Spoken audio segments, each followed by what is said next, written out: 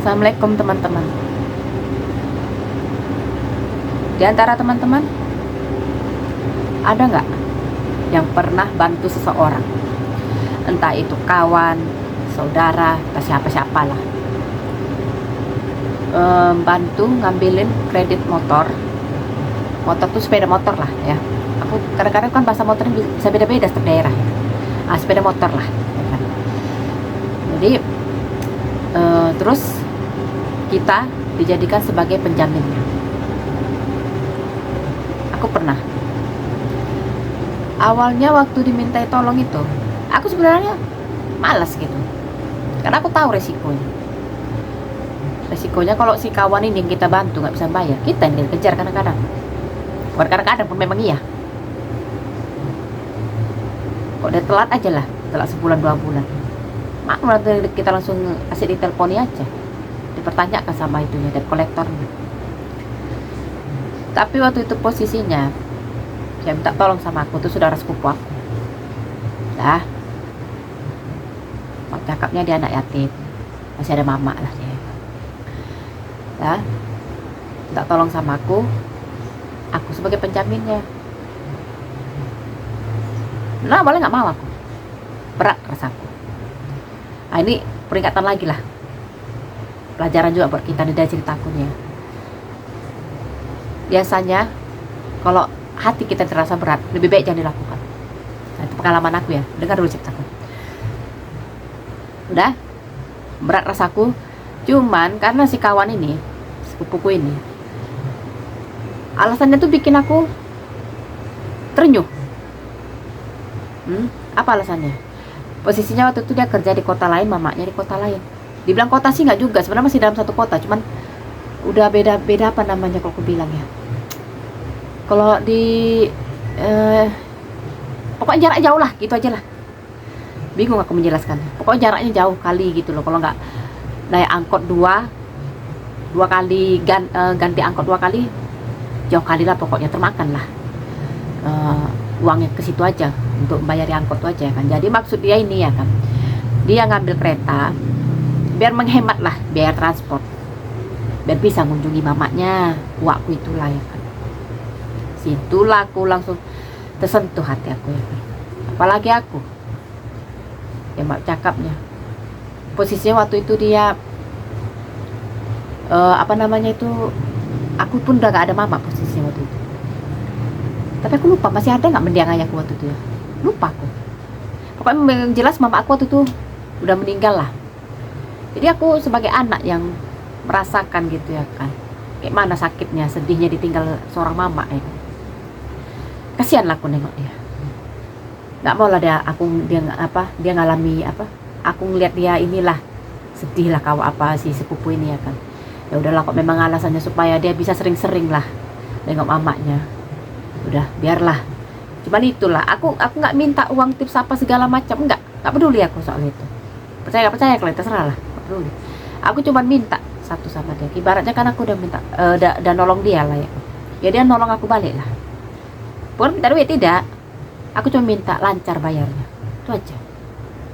Supaya aku nggak dikejar-kejar debt kolektor ini. Nah itulah aku paling malas berurusan sama, kan aku bilang kan di video aku sebelumnya, malas aku berurusan sama tukang kredit ini, debt kolektor ini, malas aku ya kan. Dah, iya janji bayar, katanya lancar bayar, janji kok ya, aku bilang kan. Iya janji, jangan sampai nanti aku dikejar-kejar. Iya kata dia, percayalah aku ya kan, apalagi di sepupu aku ya. Nah, itu dia pelajaran juga nih, ikatan saudara tuh gak menjamin. Nah itulah mau aku bilang.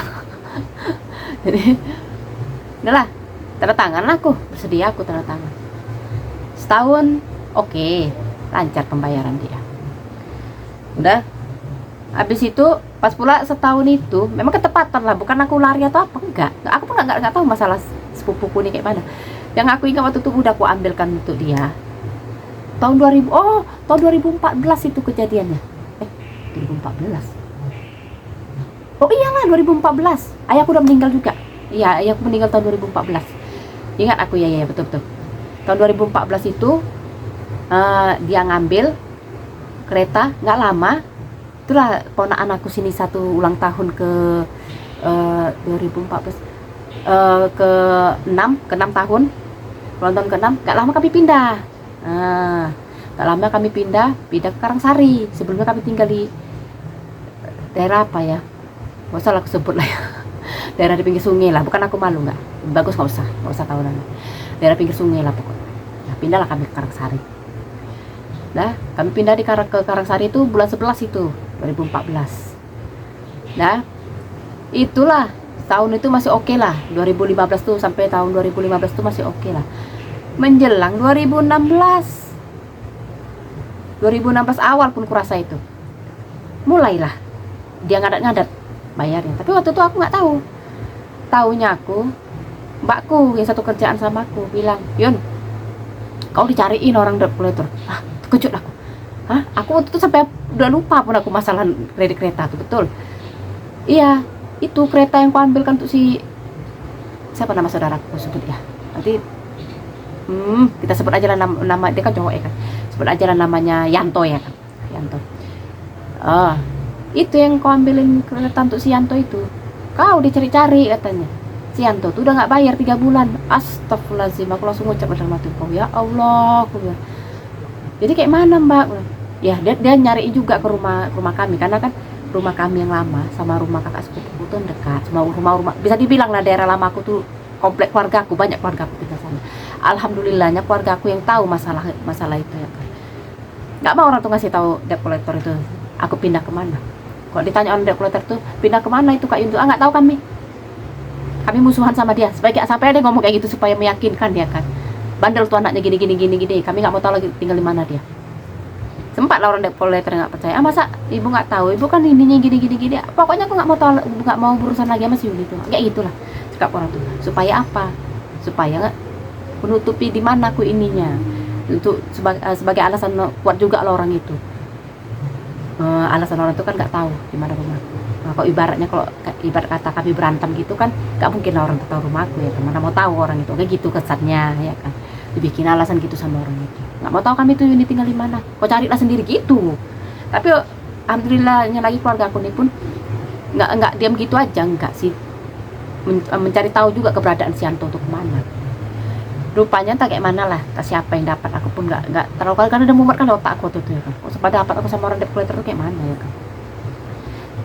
Jadi rupanya ceritanya si Yanto ini tiba-tiba dipecat dari pekerjaannya. Tak apa alasannya, nggak tahu lah aku ya kan. Cuman ya itulah menjadi masalahnya sama aku ya kan. Kau kan laki-laki, kau selesaikanlah masalah kau. Ini bukan buat si Yanto ini aja, untuk semuanya lah yang mungkin pernah melakukan hal yang sama dengan Yanto. Kalian kan laki-laki, masa kalian mau berlindung di belakang punggung aku? Bukan punggung aku aja, punggung perempuan lah mungkin mengalami nasib kayak aku. Nggak malu kalian? Laki-laki loh, lari sepupuku ini entah kemana nggak tahu aku. Entah siapa yang dapat dia di alamatnya tuh nggak tahu lah aku. Memang alhamdulillah dalam hal ini keluarga aku tuh memang gerak cepat orang itu. Jangan sampai aku dikejar-kejar, karena orang tuh tahu yang waktu itu yang butuh tuh ya si Yanto ini. Jadi jangan sampai aku yang kena sasaran. Marah ke keluarga besar aku sama dia. Jadi apa namanya tuh, tapi aku habis itu nggak tahu lagi lah ceritanya kayak mana. Karena waktu itu kakak sepupu aku bilang gini, udah Yun, pokoknya kau tenang-tenang aja, udah biar jadi urusan kami tuh. Tak kayak mana orang tuh sayangnya nggak tahu aku. Yang jelas sejak kejadian itu aku nggak pernah lagi dikejar-kejar sama debt collector itu. Mungkin tak dapat si Yanto tuh bisa jadi kan orang tahu di mana dia tinggal, dia lari ya kan. Dapat mungkin sama orang ini disuruh balikkan kereta, tak kayak mana nggak ngerti lah. Aku pun udah nggak mau tahu lagi aku. Kecewa kali aku soalnya deh. Aku gitu kok, udah terlalu kecewa kali. Kadang aku jadi kesannya nggak mau tahu. Sekalinya aku mau tahu kenapa misalnya orang yang mengecewakan aku bisa merepetnya berkepanjangan. Nah, itulah modelku. Kesenang hatiku merepet, gak senang hati aku udah nggak mau tahu aja, mampus lah aku situ. Gitulah. Nggak ada aku tanya lagi, Mbak Yanto tuh kayak mana? Nggak ada, yang penting sama aku bebas dari debt collector itu, saya cari itu aja lah. Makanya yang mau aku bilang, kalau kalian lah mau minta tolong sama orang, tahulah menolong balik. Itu aja. Kayak masalah aku sama si Yanto. Sampai aku waktu itu ditanya lah sama awak, jadi teringatnya Jun, waktu kau ngambilkan si Yanto tuh ada dia ngasih duit kau gini? Mana ada, aku bilang. Nggak aku harap itu Wak, aku bilang. Dia kasih syukur, bilang nggak kasih ya udah mungkin nggak ada duitnya. Aku berusaha pikir positif aja. Cuman itulah Wak, yang ku minta sama dia cuman satu, lancar bayarnya. Cuman itu yang ku minta, karena aku tahu ya sama-sama susahnya aku sama dia. Niat aku nolong aja, karena aku tahu rasanya sakitnya kayak mana jauh dari mama itu. Udah bertahun-tahun gini pun, mama aku meninggal tahun 2006, ya kan. Bertahun-tahun ini kalau ingat dia aja pun masih mau nangis aja kerjaan aku ya. Jadi begitu dia alasannya pakai bawa mamanya, nggak tahan aku, nggak tega kasih. Itulah balasannya. Kalau kalian tanya hubunganku sama Sianto tuh akrabnya malah sama lakiku. Terakhir lagi video callan sama lakiku, nggak mau tahu aku. Biarin aja video call sama laki aku. Kayak macam orang asing gitu. Karena saking kecewanya aku. Karena saking kecewanya juga ya kan. Bukan aku gila-gila dia nyembah kakek aku, enggak. Maaf cakap, buat apa separah-parahnya nih ya. Pas dia nelpon laki aku, bisa kan dia, Bang, tolonglah, aku mau bentar apa kali, minta maaf kenapa ya, Bang? Kok dia tahu salah? Tidak, ya nggak, aku nggak peduli lah. Ya kok nggak merasa bersalah, ya ngapain juga aku apa? Yang ingatin sama kau lagi. Saya udah, kalau memang nggak aku orang asing ya udah nggak masalah sama. Bukan aku dendam, enggak. Cuman gitulah, itulah makanya aku bilang sama kalian. Kok kita sempat sayang sama orang, suka, apalagi sama saudara sendiri. Begitu kecewakan tuh rasanya berkali lipat. Betul. Model aku daripada apa namanya itu sok-sok manis depan dia. Kok jumpa gitu, udah aku bagus, udah gak usah jumpa sekalian gitu. Sekali jumpa udah tegur sapa aja udah, gak usah, nggak mau aku terlalu akrab kali, manis-manis di mulut, nggak mau aku. Biarkan aja. Saudara aku pun tahu sifat aku kayak mana, keras aku. Sebenarnya kalau kalian tahu sifat asli aku, lembut juga aku orang, nggak banyak cakap aku, introvert pun aku orangnya sebenarnya. Depan kamera ini aja aku cap banyak kali cakap ya. Kalau aslinya banyak diamnya aku, ditanya jawab, nggak tanya nggak jawab, nggak tanya nggak jawab, aku gitu aja. Dan gitu aku kok sekali kecewa. Inilah aku bikin konten ini, untuk ungkapin rasa kecewa aku lagi balik. Memang kejadiannya udah lama,